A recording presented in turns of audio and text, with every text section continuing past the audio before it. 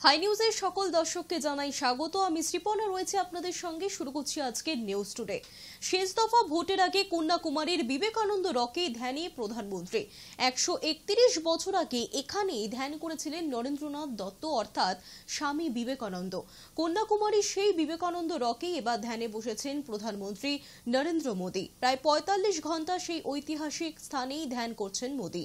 বৃহস্পতিবার তিরুঅনন্তপুরমের ভগবতী আম্মান মন্দিরে পুজো সেরে ধ্যানে বসেছেন তিনি। জানা গিয়েছে বৃহস্পতিবার সন্ধে 6:45 নাগাদ তিনি ধ্যান শুরু করেছেন।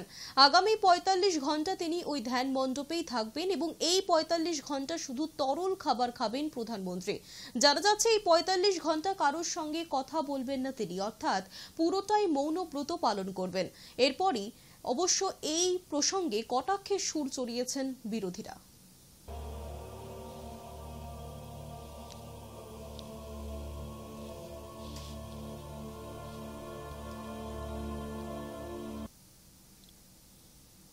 ভোটের মুখে ফের উত্তপ্ত ভাগড়। ভোগালী 2 নম্বর গ্রাম পঞ্চায়েত এলাকার তৃণমূল কংগ্রেসের সঙ্গে সংঘর্ষে জড়ানোর অভিযোগ উঠল আইএসএফ এর বিরুদ্ধে। নওশাদ সিদ্দিকীর দলের বিরুদ্ধে বোমাবাজির অভিযোগও তুলেছে তৃণমূল কংগ্রেস। বোমাবাজির জেরে আহত হয়েছেন এক শিশু সহ 7 জন।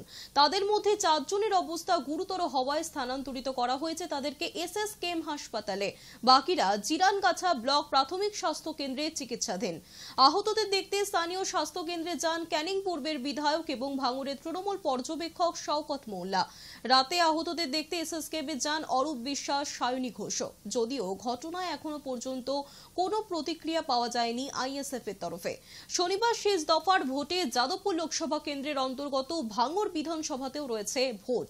তার আগে বুধবার ভাঙড়ের ভগবানপুরে সংঘর্ষে জড়িয়েছে তৃণমূল এবং আইএসএফ।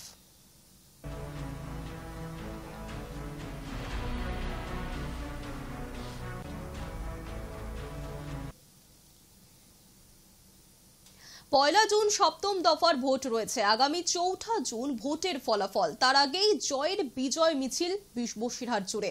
আগেই সবুজ আবির মেখে মিষ্টিমুখ করিয়ে তৃণমূলের বিজয় মিছিল। বসিরহাট লোকসভা কেন্দ্র হাসনাবাদের পাটুলি খানপুর এলাকায় বিজয় উৎসব পালন করলেন তৃণমূলের কর্মীরা।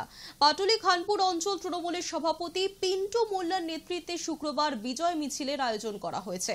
বসিরহাট তৃণমূল কংগ্রেসের প্রার্থী হাজী নুরুল ইসলামের জয়ের নিশ্চিত নিয়েই আগাম বিজয় উৎসব পালন করলেন তৃণমূলের কর্মী সমর্থকেরা।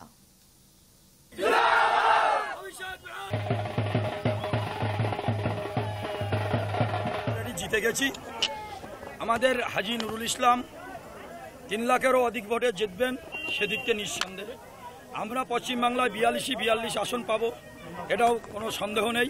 আমরা ইন্ডিয়ান জোটকে শক্তিশালী করার জন্য আমাদের দিদি মানবিক মুখ্যমন্ত্রী মমতা ব্যানার্জির নেতৃত্বে আমরা উত্তর 24 পরগনা জেলা বসিরহাট লোকসভার মানুষ, হাসনাবাদ ব্লক 1-এর পাটলিখানপুর গ্রাম পঞ্চায়েতের একটা অংশের মানুষ আমরা আজ বিজয় উৎসবের মধ্যে দিয়ে আমরা হাজী সাহেব জিতে গেছে এই আনন্দে আজ বিজয় মিছিল করলাম। বিজয় মিছিলে একটু গুড় বাতাসা, একটু নকুলদানা, একটু মিষ্টি মেটাই এসব দিলাম।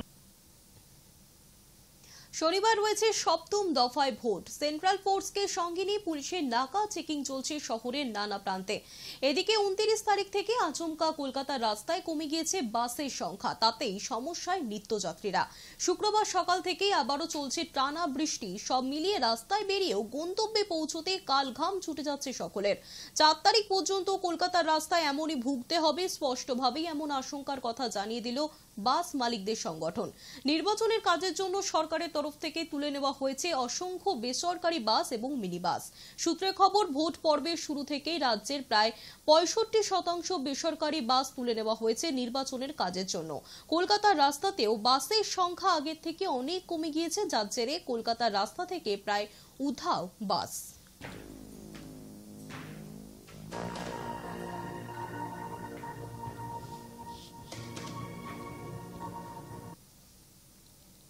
জল সংকট মেটাতে সুপ্রিম কোর্টের দ্বারস্থ হলো এবার দিল্লির সরকার। গত কয়েকদিনে রাজধানীর গরম আগের সমস্ত নজির ভেঙে দিয়েছে।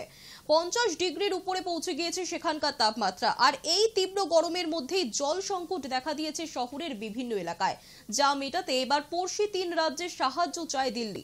সুপ্রিম কোর্টে দিল্লি সরকারের তরফে যে মামলাটি করা হয়েছে সেখানে হরিয়ানা, উত্তরপ্রদেশ এবং হিমাচল প্রদেশ থেকে বাড়তি জল চাওয়া হয়েছে।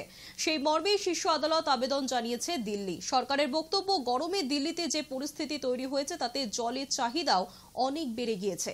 এই পরিস্থিতিতে অন্য রাজ্য থেকে জলের জোগান না পেলে রাজধানী শহরের চাহিদা সামলানো যাবে না।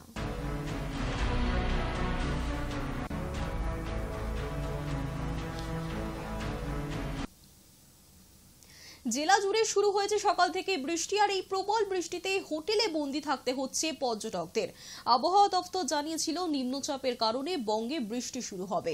আগামী ২রা জুন পর্যন্ত চলবে বৃষ্টি এবং সেই মতো শুক্রবার সকাল থেকেই বজ্রপাত সহ টানা বৃষ্টি জেলা জুড়ে। প্রবল বৃষ্টি দীঘার সমুদ্র উপকূলেও, ফলে হোটেলে বন্দি পর্যটকেরা। সমুদ্র পাড়ে পর্যটকদের দেখা নেই, বন্ধ দোকানপাটও। চিন্তায় রয়েছেন ব্যবসায়ীরা, কারণ কিছুদিন আগেই ঘূর্ণিঝড় রেমালের কারণে গত কয়েকদিন দীঘায় সেভাবে ব্যবসা হয়নি। তারপর আবারও নিম্নচাপের বৃষ্টির কারণে সমস্যায় পড়তে হচ্ছে সেখানকার ব্যবসায়ীদের।